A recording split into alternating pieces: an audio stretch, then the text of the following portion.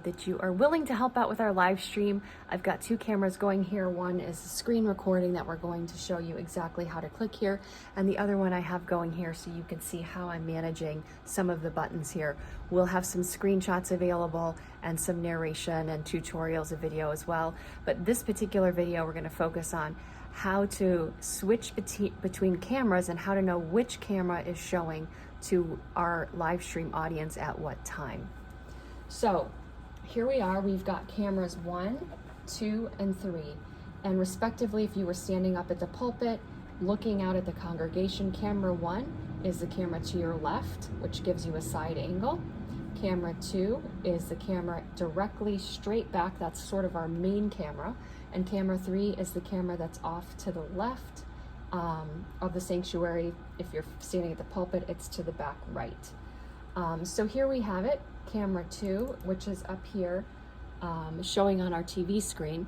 And the good thing to know is that if you see something on this TV screen, that is what our live stream audience is seeing.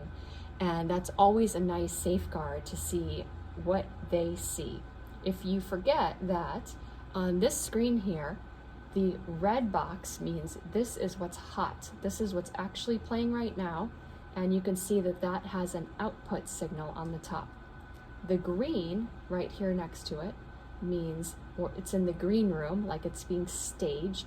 And this is the preview of what is going next. Now, how do I get between the output and the preview? The easiest way to switch from what people are seeing to the shot you want them to see next is to click the space bar. So you see how it nicely fades out there, and you can see the TV screen changed from our green to our red. And if we switch back again, I'll hit the space bar, and there you can see it switched back again. Now, our camera 3, for example, if I wanted to switch over to camera 3 and I wanted that to be our next preview shot, again, I would hit the space bar, and that gets me over to camera 3. Now on this live stream system, we have certain pre-programmed preset shots, which you can see right down here on our table. So if you look at this grid here, you'll be able to see that cameras 1, 2, and 3 all have presets for the front shots, the piano shots, and the congregation shots. Now, why that's important is that on the fly, we want to be sure that we are getting proper shots that are not hard to pull off using the controller, which can be a little bit dicey. So let's say, for example, I wanted a front shot on camera 3, which is highlighted here, and I want to do the furthest out shot, which is a number 1. You can see how our camera is moving around here. It's giving us the furthest out shot from camera number 1, and this is what people will see next. I'll hit the space bar, and that switches us over to that shot.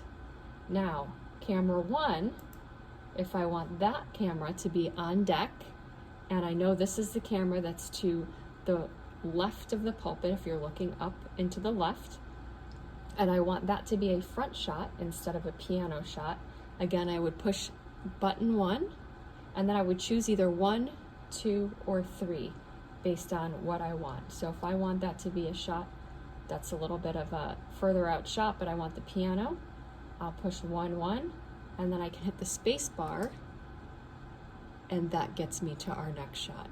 So I encourage you right now, while you're sitting here in front of this live stream system, to play around with the different shots and just see how each of them looks. So that's 3, number 2. This is 3, number 3. We've got our piano shots, 3, number 4. We've got piano shot 3, number 5, which is zoomed in a little further. We've got 3, number 6, which is our center aisle. This is a great shot for our offering. And 3, number 7 is a great shot for when Kurt or Bill is preaching and we'd like to scan the audience. Those are our camera 3 shots. Our camera 2 shots, which we'll put up here on the top, if you can see that on the TV. Camera 2, our furthest out camera 2 shot is when we are starting the service. Our 2, number 2, zoomed in a little more. 2, number 3, zooms in a little more. number 4 and 5. You cannot get the piano from camera 2 because the pole is in the way. So we've got 2, number 6, which is the center aisle to the right. And we've got 2, number 7, which is sort of the opposite side of the pulpit. If we switch to camera, so those are our presets that we can work with during the service to get various shots. And I would encourage you to set up the shot while it's in the green box. So while, for example, we're in camera 2, I'm going to figure out what's the next shot that I want. I'm going to set it. Once I have what I want here, I'm going to think about, okay, I'm ready to switch, and I'm going to hit it. I don't want to be pushing the buttons while the camera is in the hot box, or we're going to take people on a roller coaster ride. So that's how to get behind each of the cameras with the presets. And here's camera 4, which is what we show in the very beginning of the service before it starts, where we have the Pro Presenter slides will be on a rotation. And in the next video, I'll show you the graphic effects and how we can use those graphics to put the logo on, how we can use the lower thirds, and how we can use camera 4 to create a picture-in-picture experience for our live stream people. Thank you for listening, and I hope this